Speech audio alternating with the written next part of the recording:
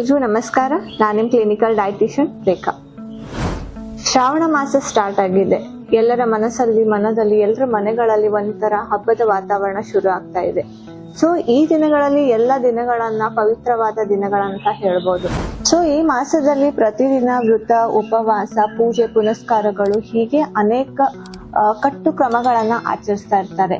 ಅನೇಕ ಜನರು ಮಾಂಸಾಹಾರವನ್ನು ತ್ಯಜಿಸಿ ತಮ್ಮ ಒಳ್ಳೆ ಮನಸ್ಸಿನಿಂದ ತಮ್ಮ ಭಕ್ತಿಯನ್ನ ದೇವರಿಗೆ ಅರ್ಪಿಸ್ತಿರ್ತಾರೆ.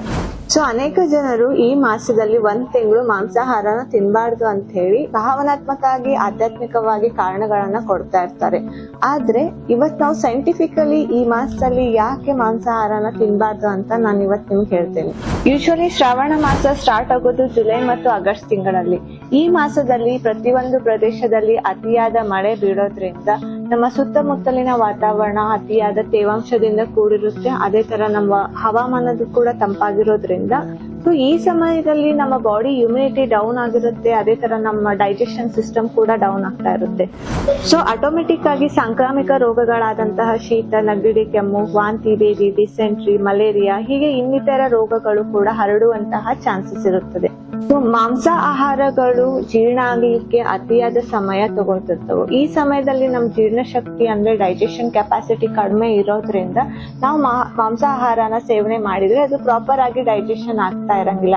ಇದರಿಂದ ಇಂಡೈಜೆಷನ್, ಆಸಿಡಿಟಿ, ಬ್ಲೋಟಿಂಗು ಹೀಗೆ ಇನ್ನಿತರ ಗ್ಯಾಸ್ಟ್ರೈಟಿಸ್ ಪ್ರಾಬ್ಲಮ್ ಗಳನ್ನ ನೀವು ಫೇಸ್ ಮಾಡ್ಬೇಕಾಗುತ್ತೆ.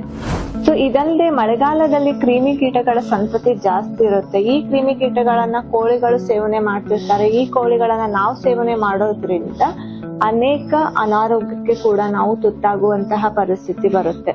ಸೊ ಇನ್ನ ಸಮುದ್ರ ಜೀವಿಗಳಾದಂತಹ ಮೀನುಗಳ ಸಂತತಿ ಅಂದ್ರೆ ಈ ಮಾಸದಲ್ಲಿ ಅವು ಜಾಸ್ತಿ ಮೊಟ್ಟೆಗಳನ್ನ ಇಡ್ತಾ ಇರ್ತವೆ.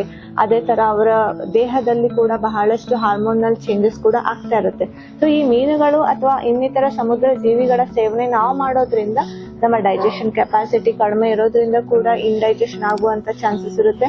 ಅದೇ ತರ ನಮ್ಮ ಬಾಡಿಯಲ್ಲಿ ಕೂಡ ಹಾರ್ಮೋನಲ್ ಇಂಬ್ಯಾಲೆನ್ಸ್ ಆಗುವಂತಹ ಚಾನ್ಸಸ್ ಕೂಡ ಬಹಳ ಇರುತ್ತೆ.